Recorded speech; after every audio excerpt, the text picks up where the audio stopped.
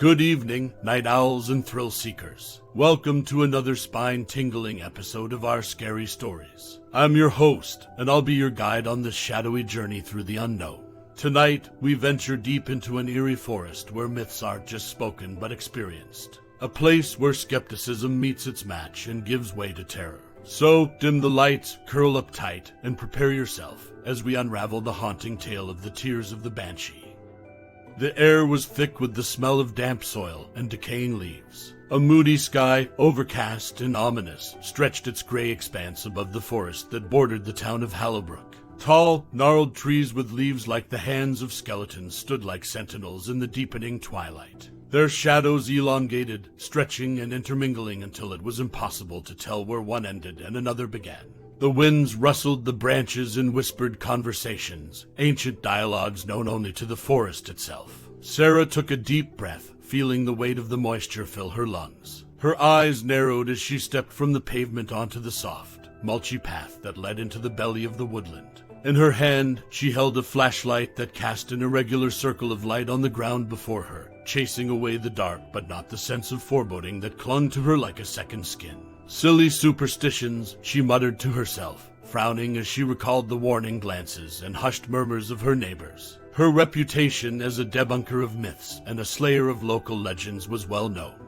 Tonight was the night she'd expose the most pervasive myth of them all, the Banshee of Hallowbrook Forest. In the distance, Sarah heard the soft rustling of leaves and the occasional hoot of an owl. She inhaled sharply, detecting the earthy scent of fungus mixed with the metallic tinge of moisture. The forest seemed to close in on her, yet she pressed on, fortified by her skepticism. She was convinced that science could explain everything, even the mysterious, high-pitched wails that were said to echo through these woods on nights when death's presence loomed near. "Sarah, you really think you're going to find a banshee?" A voice startled her, and she swung her flashlight around to see her friend Mark emerging from the darkness, a grin on his face. The varsity debunker herself couldn't resist. "How? Mark, what are you doing here? You followed me." Sarah's voice trembled slightly, more from irritation than fear. "Come on, you didn't actually think I'd let you go banshee hunting alone, did you?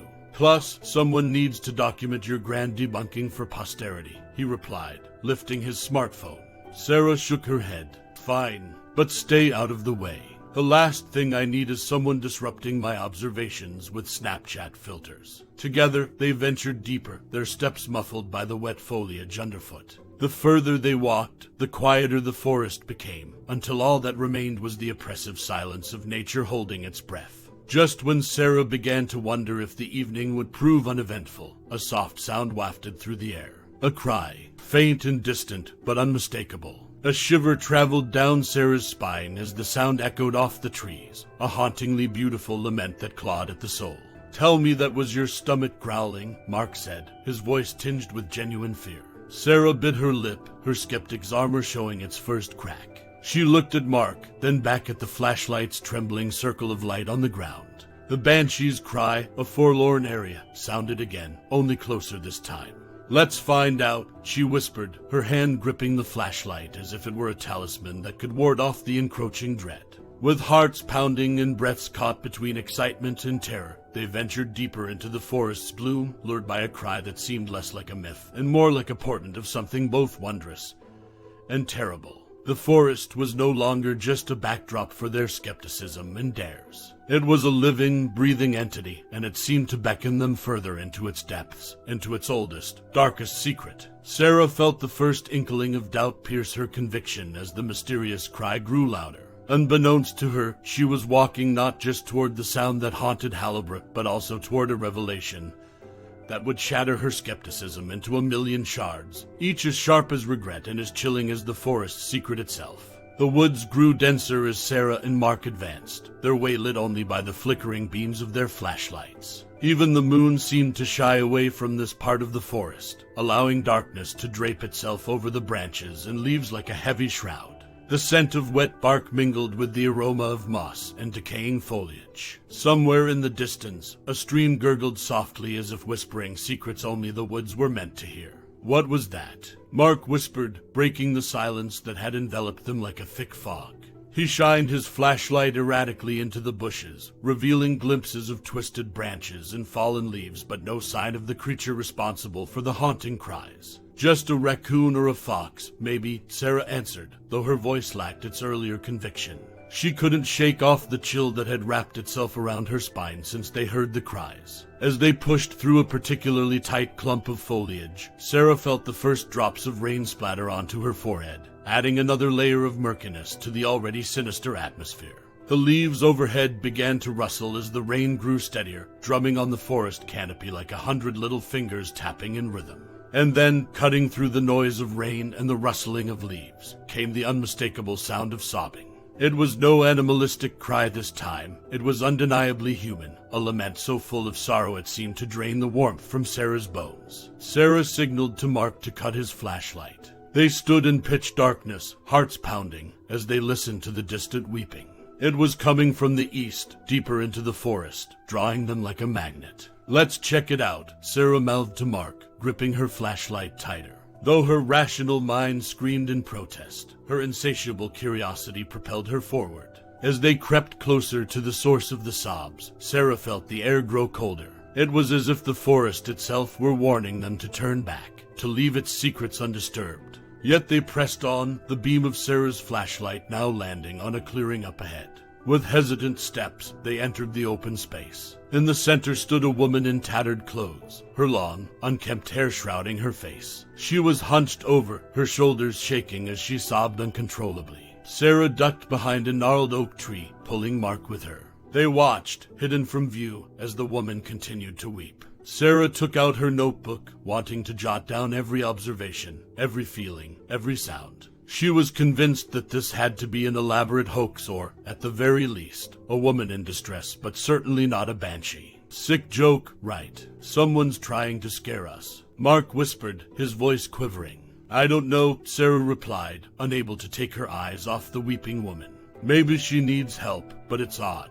Doesn't it strike you as strange that she's out here, alone, crying in the middle of nowhere?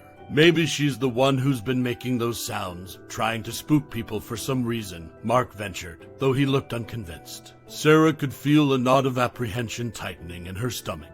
Every fiber of her being screamed that something was deeply wrong, yet her rational mind fought against the idea. She thought of approaching the woman, of offering her assistance, but something held her back. An ancient, primal fear whispered that some doors, once opened, could never be closed. They watched as the weeping woman suddenly stood up. Her cries ceased, replaced by a deafening silence. Slowly, she turned and walked into the darkness, disappearing among the trees as if swallowed by the night itself. Sarah felt a sense of profound dread wash over her, a tide pulling her deeper into an ocean of unknown horrors. And yet, in spite of the fear, or maybe because of it, she knew she had to follow. She had to know the forest's secret, even if it led her into the abyss itself.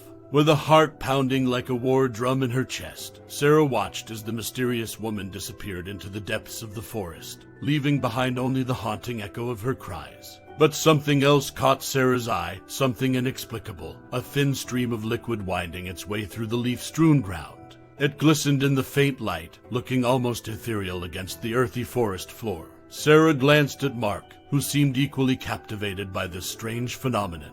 His eyes met hers, a wordless agreement passing between them.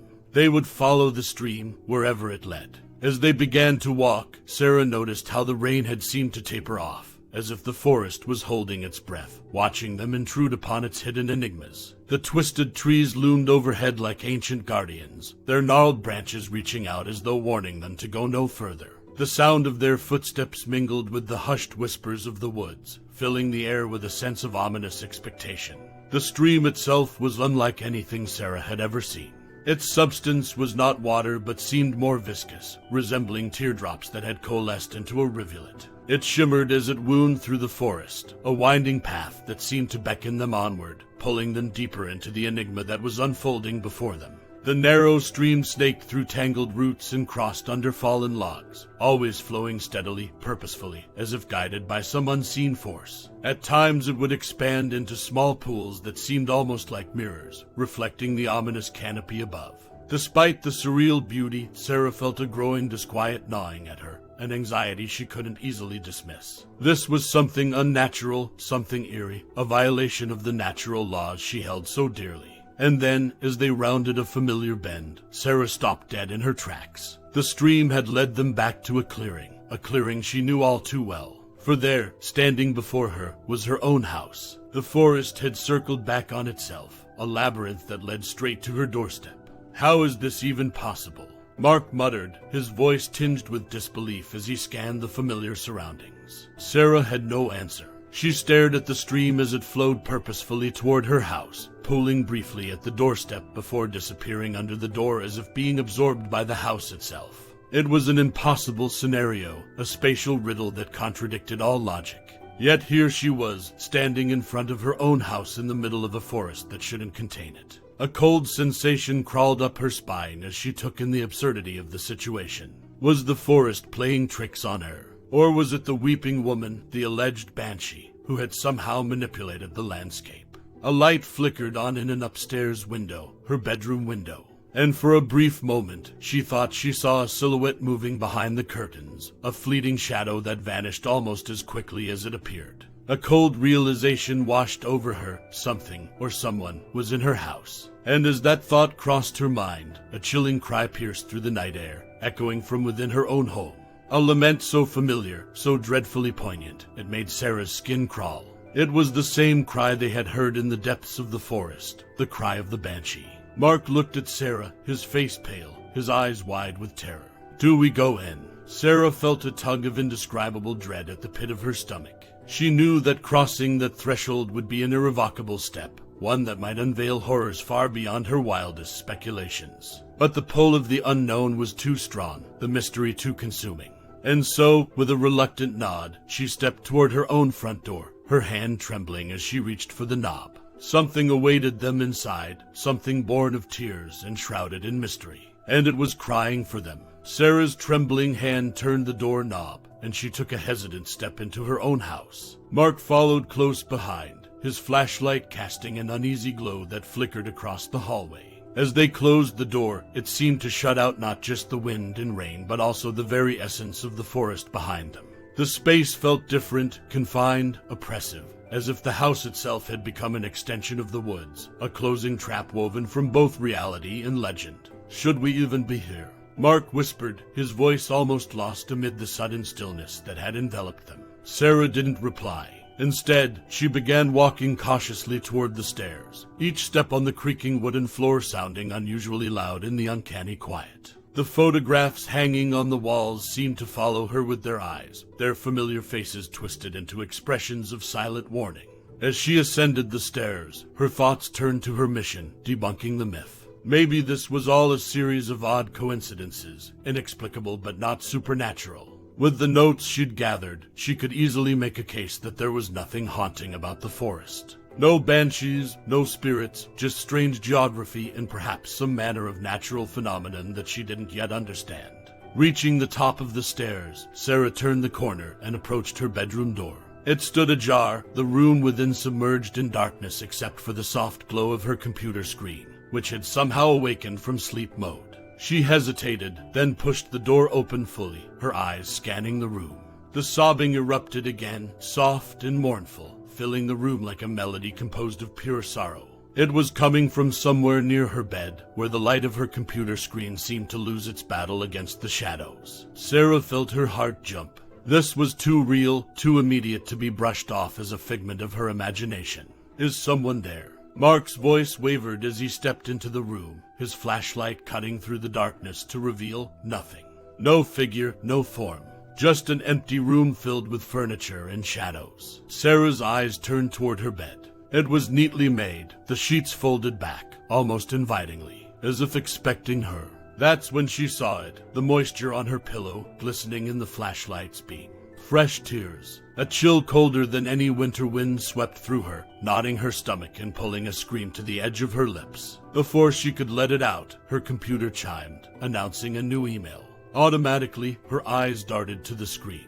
The sender was unknown, and the subject read, "Do you believe now? Sarah, we need to leave." Now, Mark urged, his voice tinged with an urgency that matched the terror in his eyes. Sarah felt paralyzed, unable to process the nightmarish turn of events. Her skepticism had been her armor against the fears and myths that plagued others. Now, as the walls between reality and legend crumbled around her, she found herself defenseless, cornered by her own disbelief. The sobbing grew louder, closer, as if gathering substance, evolving from sound into presence. And then, almost as a whisper in her ear, the sobbing framed a single, horrifying word, a word that shattered her last vestiges of skepticism and denial. Sarah. Mark, sensing something too awful to articulate, grabbed her arm, pulling her toward the door. We're going right now. As Sarah took one last look at her room, her eyes caught a figure materializing next to her bed. A woman, her face distorted by grief, her eyes hollow pools of endless sorrow. A banshee. Sarah stumbled out of the room, propelled by Mark's urgency and her own terror. As they raced down the stairs, she knew with a terrible certainty that she was leaving behind more than just her home. She was leaving behind the safety of disbelief, crossing a threshold from which there would be no return. The atmosphere inside Sarah's bedroom felt as if it were charged with static electricity, a tension that prickled her skin and weighed down her every step. Mark stood hesitantly at the threshold, his eyes scanning the room as if he were bracing himself for some monstrous reveal. Sarah looked at him and took a deep breath. She had to go in, her curiosity and dread commanded it. Inside, the air was thick, as though the room were holding its breath, anticipating her next move. The pale blue walls that once seemed calming now appeared sallow under the glare of the overhead light, as if drained of color by the room's recent occupant. Her eyes quickly located her bed, its sheets now a little too perfectly folded, a little too pristine.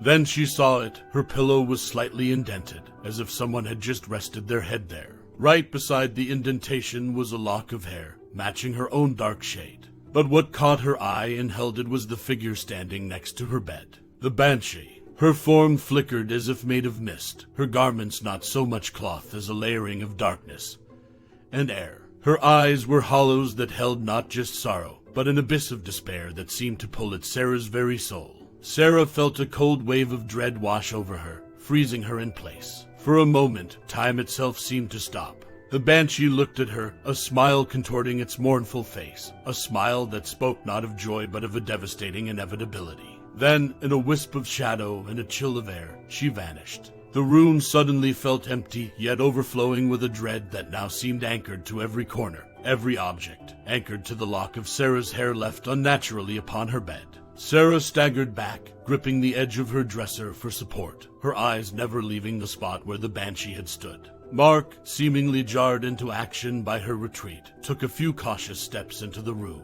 What happened? Did you see her? Mark's voice was almost a plea, as if he were seeking confirmation that their shared reality had indeed been ruptured. Sarah could only nod, her voice a choked whisper. She was here, right here. And she left this. With trembling hands, she picked up the lock of her hair from the bed, holding it up for Mark to see. This is insane, Sarah. What do we do now? Mark's eyes met hers, reflecting the terror that filled the room, that filled their lives. Sarah knew that whatever rational world she had inhabited before this night was now irrevocably lost. What stood before her was a path that led into the unknown, into the abyss of a reality she had yet to fully comprehend. And for the first time, skepticism provided her no shelter, only the piercing clarity that some legends are born of truths too horrifying to fully grasp.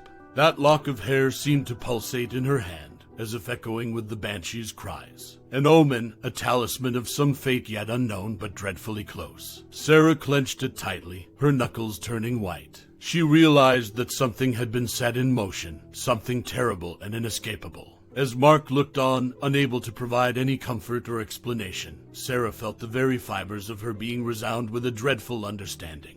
This was no longer about belief or skepticism. This was about survival, about navigating a world that had just expanded in the most horrifying way.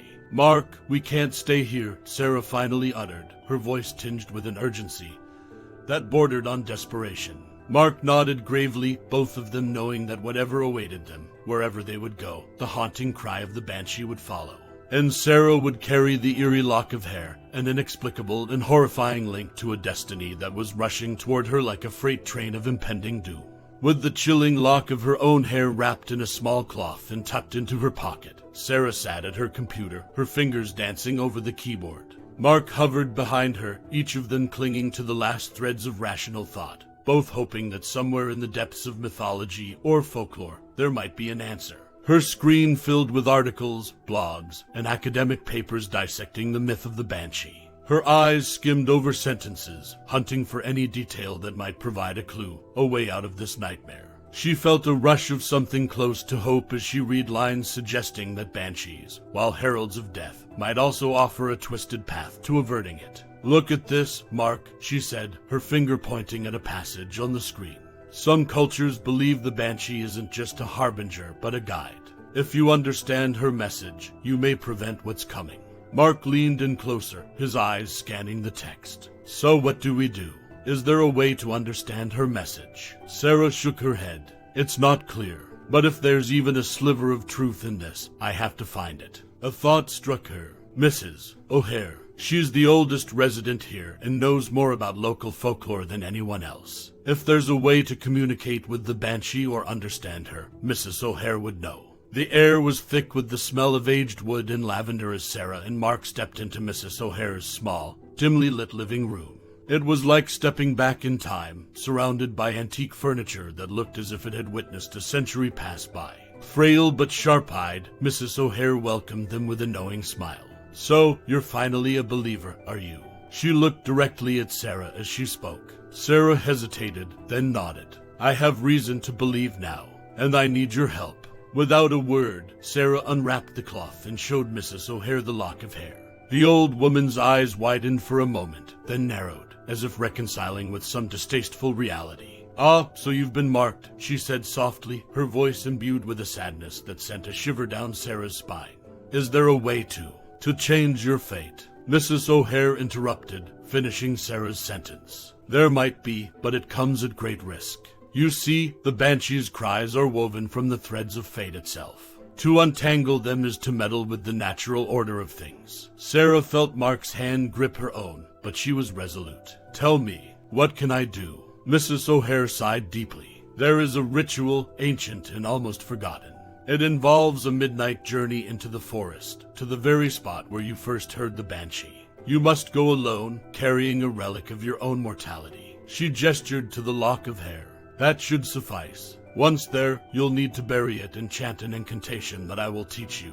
But be warned, if you fail or falter, your fate may become even more twisted, more dark." Sarah considered the old woman's words, the weight of the decision pressing down on her. It felt like standing at the edge of a precipice. She could either take the leap into uncertainty, or remain paralyzed, awaiting a doom that was assured. "I'll do it," Sarah declared, her voice tinged with a determination she hardly felt. But what other choice did she have? Mrs. O'Hare nodded solemnly, her eyes reflecting the gravity of the moment. "Very well. Prepare yourself for tonight, for once the clock strikes midnight, your journey to defy fate will begin." As they left Mrs. O'Hare's house, the old wooden door creaking shut behind them, Sarah could not shake the feeling that it was also sealing behind her the last vestiges of her old life, her old beliefs. The forest would call to her again tonight, and in its depths, she would confront not just the Banshee but the very fabric of destiny itself. What awaited her there in the shrouded dark was a mystery she was compelled to solve, lured by the most primal of human desires, the yearning to master one's own fate. But the fear that gripped her heart whispered incessantly, questioning whether some fates were simply too perilous to tamper with. The moon ascended high in the sky, an opalescent orb veiled in misty clouds, as if the heavens themselves were wary of what Sarah planned to undertake. Mark had wanted to go with her, to protect her, but the ritual called for solitude. Any deviation could spell disaster. She'd convinced him to stay home, assuring him that she needed to confront whatever awaited her alone.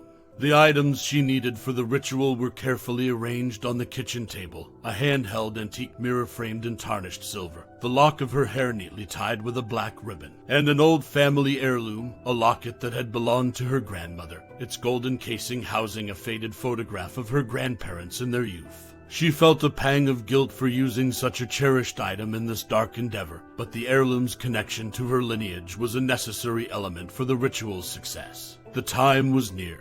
A grandfather clock in the corner struck 11:55, its somber tones a grim reminder of the minutes ticking away, each chime carving deeper into her resolve. She gathered the items into a small bag, slung it over her shoulder, and took a deep breath. Her heart raced in her chest like a trapped bird, but she mustered the courage to open the front door. The chill of the night air kissed her cheeks as she stepped onto the front porch, her flashlight casting an island of light in the dark expanse of her front yard. Beyond it, the forest waited, its dark canopy a gaping maw that would soon swallow her whole. Sarah crossed the threshold where her yard ended, and the forest began. With each step, her flashlight unveiled towering pines and gnarled oaks that looked like ancient guardians of the forbidden. The path was familiar, but tonight it felt different, as if the forest itself were alive, watching her every move. After what felt like an eternity, she arrived at the clearing where she had first encountered the Banshee. The air was thick with the earthy aroma of damp leaves and moss, and she could hear the distant murmur of water flowing, the same stream she had followed before. She took the items from her bag and carefully arranged them on the ground in front of her.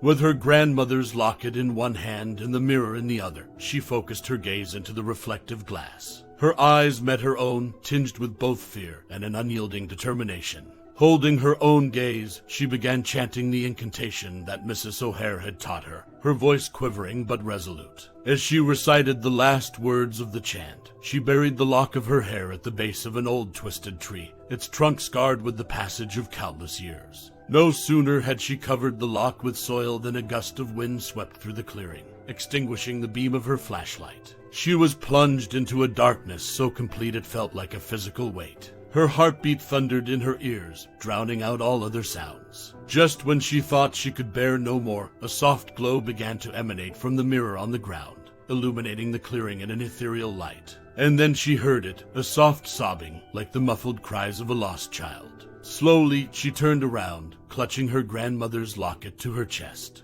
The Banshee had arrived, floating just above the ground, her hair a flowing cascade of silver under the moonlight. Her eyes met Sarah's, and in them, Sarah saw an endless abyss of sorrow. The Banshee opened her mouth, not in a scream, but in a haunting melody that filled the air. It was a song of lament, but also of warning, a reminder that some lines should never be crossed, some fates never altered. As the final note resonated through the clearing, Sarah felt a sharp pain in her chest, as though her very soul were being extracted. Then the Banshee, along with the eerie glow from the mirror, disappeared, plunging the clearing back into impenetrable darkness. Sarah felt her knees give way, and she collapsed onto the forest floor. A locket slipped from her hand, landing beside her, its golden surface now tarnished and cold. She tried to cry out, but no sound came. And then, as if carried away by the wind, she felt herself dissolving, her form disintegrating into 1,000 particles of light and shadow. The forest closed in, reclaiming its secret, as Sarah became one with the eternal enigma of the woods, another tale in its ancient lore, her voice now a part of the everlasting chorus of whispers that the trees would carry through the mists of time.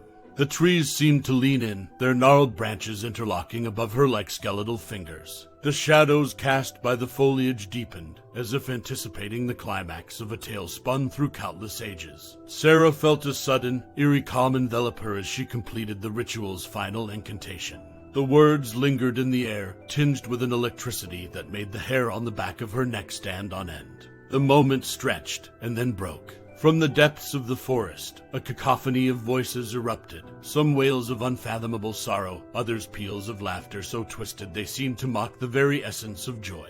Each cry burrowed into her soul, leaving an indelible mark on her consciousness. Out of the roiling mist emerged the Banshee, her appearance transformed. Her once flowing hair now stood on end, like the wild mane of some infernal creature, and her eyes glowed with an unholy light. But what caught Sarah's attention the most was the Banshee's smile, a chilling, malevolent curve of her lips that seemed to bask in the terror it incited. Sarah felt her stomach churn as realization dawned. The ancient ritual was not designed to stave off death, but to pass on the wretched role of the Banshee to another. She had been deceived, led astray by her own hubris and misinterpretation of the lore.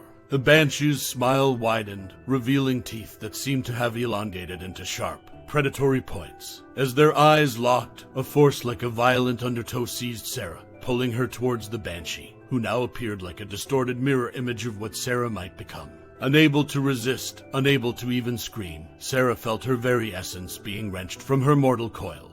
Her form began to dissolve, her body disassembling into thousands of droplets that hovered in the air for a split second before merging into a dark mist. Sarah's consciousness was cast into an abyss so profound she couldn't distinguish up from down, left from right. Time seemed both endless and non-existent. She found herself floating, disembodied, in a realm devoid of light or color. Her individual thoughts began to fray at the edges, unraveling into a collective lament that joined the sorrowful symphony of cries she had just heard. Gradually, Sarah felt her new form solidify, her new reality settle. Her mouth opened, and a wail of eternal sorrow escaped her lips. It was the mournful cry of the Banshee echoing through the forest, a warning now carried by her own voice, which had become inseparable from the eternal sorrow of the woods. Mark, sitting at home, heard a distant, haunting wail coming from the forest and shuddered. Little did he know that the Banshee's cry, which would terrify and perplex the town for generations to come, was now the lingering echo of Sarah's own tragic fate. Well, dear listeners, we've reached the end of this grim pathway, a story that ventured from skepticism to the shadowy edges of reality. We hope the haunting cry of the Banshee doesn't echo in your dreams tonight. If it does, perhaps, like Sarah, you'll find yourself on a journey from which there is no return. Thank you for tuning into our scary stories. Remember, the most frightening tales are those that could be true. Sleep tight, and until next time, when darkness falls, you know where to find us. This is our Scary Stories signing off for tonight.